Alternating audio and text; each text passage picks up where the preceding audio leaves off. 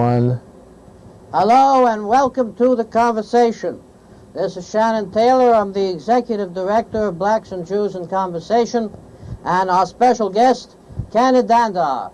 Kennan was a classmate of mine at Temple Law School and is now in wind energy. Say hello, Kennan. Hello, world. Kenny is up here for a conference on wind and solar energy. And with the new administration in Washington, it's time to test whether or not they really want to see wind and solar energy, because it's been progressing around the world, but we want to know how close are we to achieving any goals. Are we closer?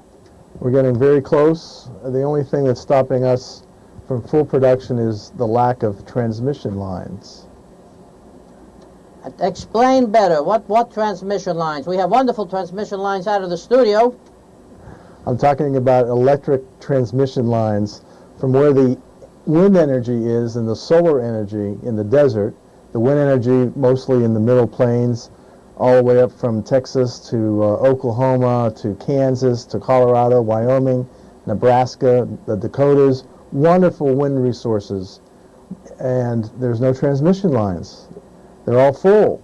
So we need to rapidly build transmission lines so that we can bring the power of the wind and the sun to the cities.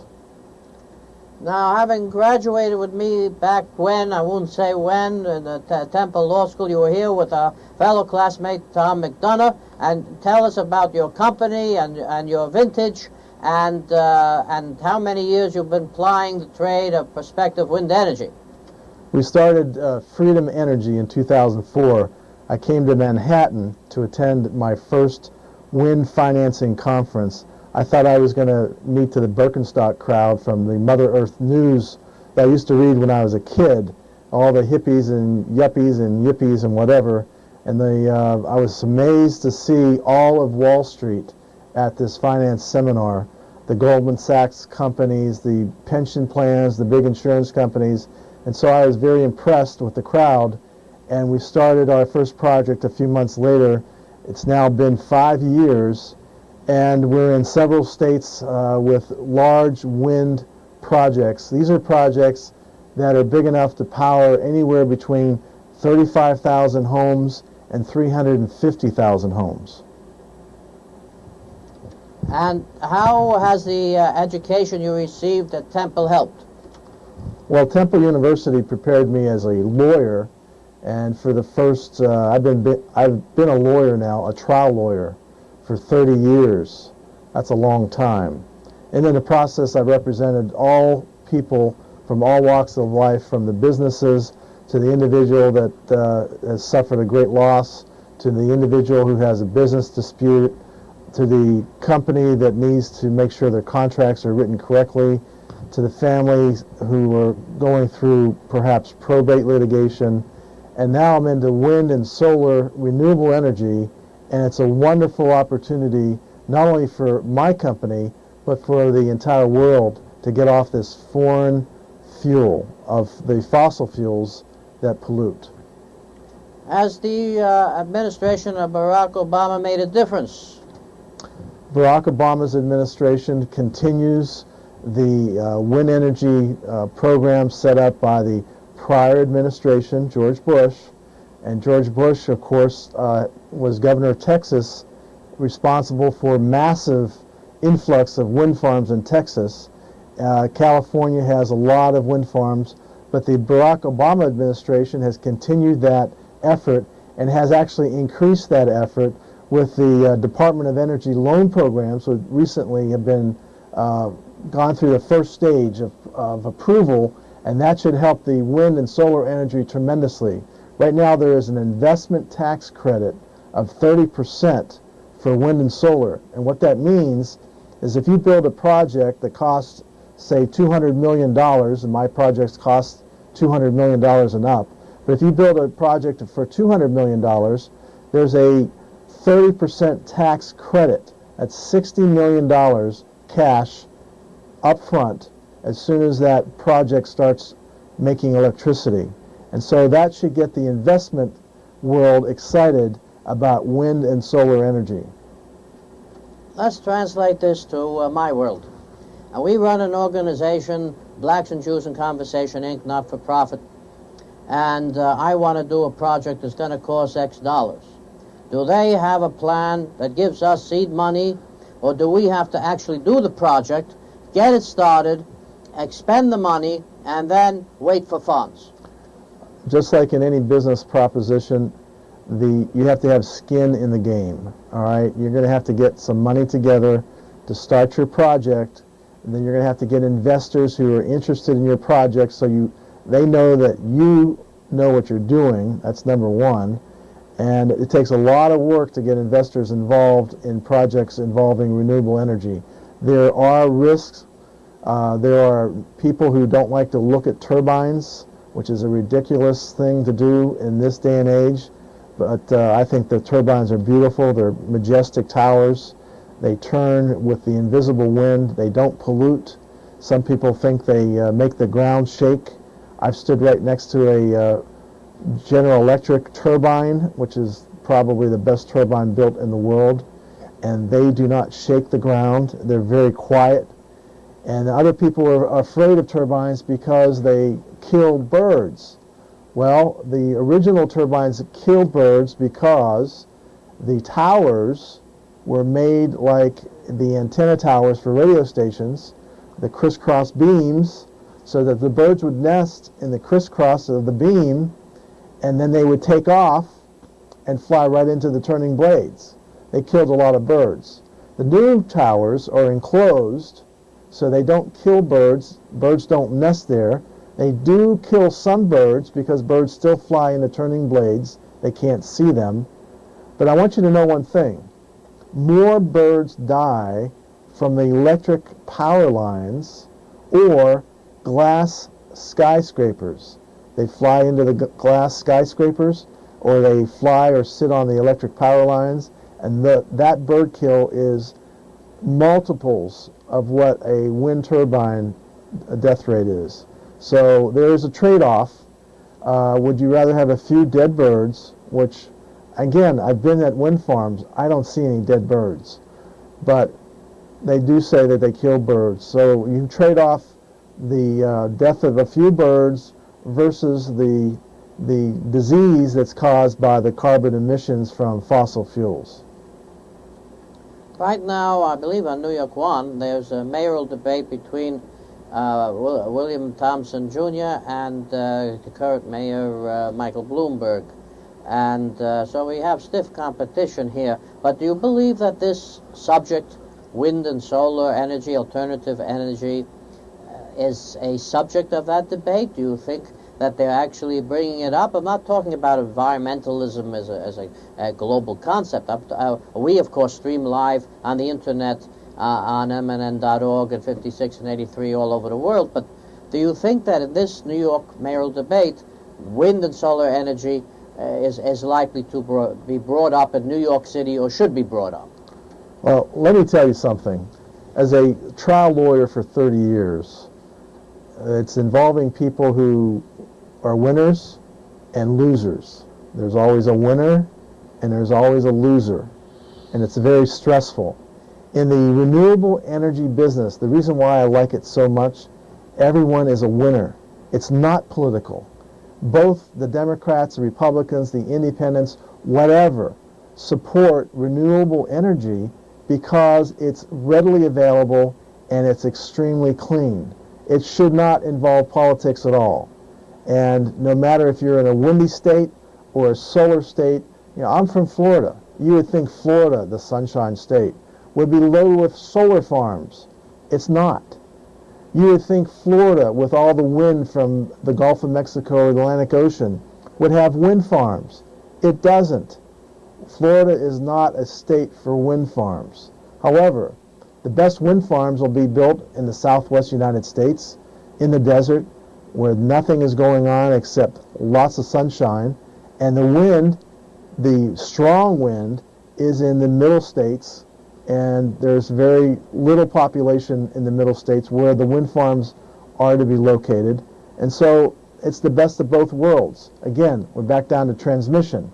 We need transmission lines. This is the political agenda. Both parties should be running to build authorize the building of transmission lines as fast as possible. That's the only thing that's slowing down renewable energy. And this is, of course, a non-commercial network. How does one reach you to learn more about wind and solar energy? You go on the website at freedomenergy.net. You can click on a submission form to ask questions. I read my email every day. You can personally email me at kgd@freedomenergy.net. I would be more than happy to address your concerns, your questions. People want to invest in the wind energy business or the solar business. I'm not soliciting you because that's not the right thing to do. You can go online and find all kinds of places to do that. You can call your broker up. There's green funds to invest in. But if you have a question about wind energy or solar energy, I'd be more than happy to address your emails. Now, Mayor Bloomberg and William Thompson, of course, are strong environmentalists, both of them. William Thompson found the diversion of funds under the previous administration that should have gone to animals and to animal projects, and of course Mayor Bloomberg received that information and corrected it immediately, and William Thompson stated that he had no problems with Mayor Bloomberg in the dispersion of funds regarding environmentalism and animal care. I never heard any real discussion of wind and solar energy. And how does New York State fare with wind and solar energy? Is it appropriate for wind farms in New York State like it is in Pennsylvania? Well, you know, New York State is blessed with a lot of wind resources blowing in off the lake. And we looked at the upstate New York, but you have a lot of red tape in the state of New York for wind farms. If you have a company that's willing to put up with the red tape, you can have, and you do have, you receive a lot of energy right now, right into New York City from upstate New York wind farms. It's a wonderful resource. So again, it should not be ever political. Both parties, I believe, endorse it. You've been blessed with a great mayor, Mr. Bloomberg. You had a great mayor before him. And I've seen that, I've come up here often. I see the differences in New York City from before then. And it's a big difference. And the New York people in the city particularly should be very proud of the way the government runs here. Now, you mentioned the wildlife. Why did it take so much time to correct the building of the towers to avoid the unnecessary slaughter of thousands of fowl who were known to migrate along the same areas that the towers had been built? It should have certainly gone into the initial design and avoided that kind of slaughter. Why were the designers so careless in originally designing the towers and taking so long to correct them? Well, the wind turbines, and this is before my time, but the wind turbines were not designed to be extremely powerful. They were designed, back to my Mother Earth News days. They were designed maybe to run a little, light bulbs in a house or something like that. And so they were put together with what folks knew at the time. But as they developed and got bigger and bigger and bigger, more engineering went into the design, and now it's a much safer design. Because I know you're not going to gain adherence by in any way denigrating the value of wildlife and fowl, and there's no reason to have this type of cottage even in less numbers. Wind and solar energy were always meant as better environmentally sound ways of gaining energy. And you shouldn't have to improve the environment by assassinating another part of the environment. And sure enough, as you stated, that there was a quick and easy fix to it, and I'm sure there's even a better fix to protect the birds whose domain has always been the skies, and they don't know a wind tower from a skyscraper. And are there any other pitfalls to wind energy that the public might want to know about? Well, right now, in the Midwest states, some people have raised concerns about some of the prairie chickens that don't like to be disturbed, and so they run away when man encroaches on their environment, and they run away when the turbines are built. Prairie chickens are not on the endangered species list, nor are they standing by to be added. However, we're concerned about that. We spend a lot of money on environmental studies, avian studies, and geotechnical studies to make sure we're not causing pollution when we build a wind turbine or a solar farm. And so the environmental protection is our utmost concern, because otherwise why are we wasting valuable time and resources building solar and wind when we have plenty of coal that can be produced and mined and turned into electric energy, and resulting in pollution all over the world. So there's trade-offs on everything. Fortunately, as time goes on and more engineers get involved, we come up with better and better designs. And I'm sure in the future there's going to be a design of a wind turbine that doesn't kill any birds. It may be ducted fan blades, for all I know, that the birds will be able to see. Perhaps a smart engineer will come up with a method to something to add on to the existing turbines and the existing design right now that causes the birds to hear something that we can't hear but they can hear, and it turns them away from the turbines. Some people have been experimenting with lights to keep the birds away from the turbines, which of course would only work at night. But maybe the neighbors who can see the lights don't like the lights. There's always a trade-off, and there's always someone that will complain. But the vast majority of the people, especially where we're building these large wind turbine farms, they love us. They can't wait for the wind turbines to go up, because we provide jobs, we provide money to the local community through, we share in the money that we make in selling the electricity. Some of these folks in the Midwest, their communities are suffering terribly economically, and all of a sudden this $300, $400, $500 million wind turbine wind farm comes in. Hundreds of people are employed, and for 25 to 30 years with this one set of turbines, money comes into the place where the turbines stand, not only to the local property owner, because we lease the property, but it also goes into the community. So these communities love us, and with jobs, growth, and there's no pollution. It's a win, again, it's a win-win-win situation for everyone that's involved. I remember studying it back in the days of geology in college. I remember also about the breaking of the sound barrier with the Concorde. And the Concorde made a lot of noise. Everybody was very upset. They protested it as a million things wrong, and eventually France grounded the fleet and England grounded the fleet.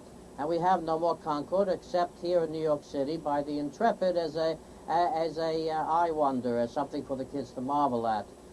What about the noise of the wind turbines? What about the swath of grassland and prairie land and acreage that is taken up by them? What about any associated risks or dangers? Talk to me about any of that. Well, the wind farms, again, when you stand next to one that's well built, like a General Electric wind turbine, you hardly hear anything except a whoosh, whoosh, whoosh, which is nothing. You stand next to a wind turbine and someone's cutting the grass or driving a tractor farming the land. The tractor is 1,000 times noisier than the wind turbine. The beauty of the wind turbine is that you put up a row of turbines, that farmer loses that little round circle where the turbine stands, but the rest of his property or her property is used just as they were using it for 1,000 years. It's still tillable. They farm, they raise cattle, they raise any type of animal. The animals actually love turbines. I have pictures of this. I'm sorry I didn't bring it. But the turbines are standing there causing a shadow to fall on the ground. Guess where the cows are? They're sitting in the shadow of the turbine. They love the turbine. And that doesn't cause any environmental damage whatsoever. Zero. Now, you mentioned Florida, that doesn't have solar energy. That, of course, would take place only in daytime, that you would need to have they equip solar panels. Compared to oil, we always hear this. You know, you'll have wind, you'll have solar, you do whatever you want. When it comes to oil, there's no replacing oil or gas. Wind and solar are a drop in the bucket. How true is this? Well, let me tell you, we have vast resources of natural gas.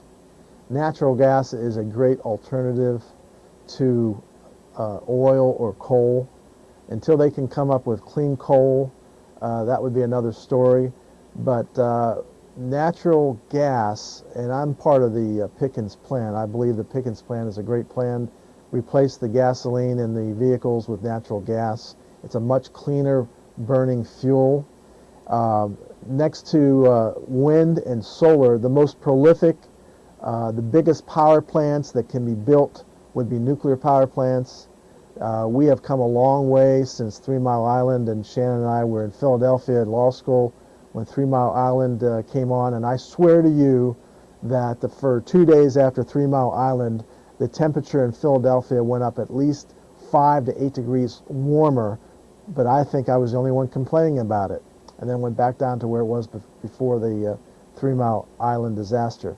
But even the 3 Mile Island disaster was contained, and we've come a long way since then. So nuclear energy, I believe, should be also on the fast track to build nuclear plants that will take the place of any oil plants or any coal plants, and nuclear combined with solar and wind and geothermal. Let's not forget about geothermal.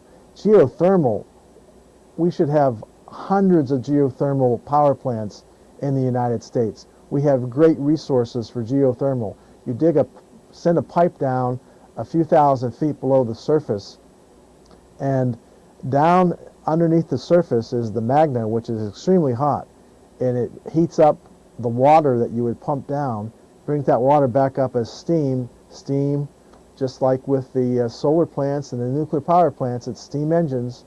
It turns the steam engine, it produces electricity.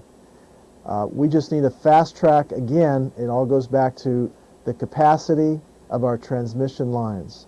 That is the only thing that's slowing us down. We read today that Sheikh Mohammed and the other terrorists behind 9/11 and associated magnum opus disasters and terror brain accomplishments that killed thousands and would kill more if they could, are planned for possible removal to New York City to be put on a fast track for trial by the Attorney General, Eric Holder. If such as these get their way, wouldn't a nuclear facility be a prime target for a repeat of 9/11 on a far grander scale? Wouldn't we be exposing ourselves in this terror age to far greater casualties and risk if we expand a nuclear energy program as opposed to the lighter weight targets? Well, nuclear energy power plants are heavily secured, and without being a nuclear physicist, although I would think that any type of attack on a nuclear power plant, if they could get in and attack a nuclear power plant, would be of a minimal consequence. It would be isolated. Yes, you could have the 3 Mile Island incident where radioactive waste escapes, but I believe the newer designs on nuclear power plants have taken all that into consideration in their security designs, and so I would not let any terrorist intimidate us. All right, we have the upper hand. We can deal with these terrorists, but we need to deal with them in a swift manner rather than appeasement. We need to let them know that the United States is not going to take their actions lightly, and we need to make sure that we hit them hard and often. We cannot let them get by with anything whatsoever, whether it's here or abroad. And this is a threat that will continue until there is perhaps a re-education of the population that leans towards terrorism. Because terrorism, inflicts some pain quickly, but it doesn't prevail. Evil does not prevail. I believe that good prevails. And it's interesting that you brought up the terrorism, because I did major in Middle East history as my undergraduate studies. I actually taught Middle East history introduction class in my senior year at Penn State. I've been to Israel, Shannon. I don't know if you knew that or not. It was a wonderful experience back in the early 80s. And this Middle East conflict, I just don't understand why there can't be Middle East peace. But again, if you want to get into that subject, I'd be more than happy to. It's a little off the track of renewable energy, but I'd be happy to talk about it. Well, we have 2 minutes left. First, I'd like you to once again tell how people can reach you. Well, they can reach me at freedomenergy.net on the web. You can reach me by email at kgd@freedomenergy.net. And we talk about renewable energy, what your interest may be. I'll be glad to respond to your email. Do you know how Israel tackles wind, solar energy, environmental concerns? Because it is the most environmentally conscious country in the world, although you wouldn't know it from the lack of press. Well, I think Israel is far advanced. I think they are developing. I know they were developing electric cars, which is a great idea. I rode over here in an electric taxi, hybrid. It's wonderful, quiet. The driver was telling me how great the gas mileage is. I can't wait for the plug-ins to come out. I would love to get a plug-in vehicle. But Israel has advanced in wind energy. They also do a lot of solar. They have a lot of sunshine in Israel. And I believe they have nuclear power plants as well. Israel's doing the right thing. And, if somebody wants to call me up and end the Middle East crisis, there's always a crisis in the Middle East. I just think common sense is what prevails to end crises. Would you trust Israel as our ally, and would you encourage Israel to be stronger rather than weaker? No, I think Israel needs to be stronger at all times. Israel is the shining light in the Middle East. And the folks that want to destroy Israel, Israel has every right in the world to take first strike. And I don't like to see anyone suffer. I don't want to see anyone die. But when someone threatened me, just imagine this. What if we had Canadians threatening to wipe out New York City or the United States? What would we do? We're not facing Canada. No, just taking an example. We have 5 seconds. I want to thank you very much, Kennan. We'll have to continue in the future, and I thank everybody.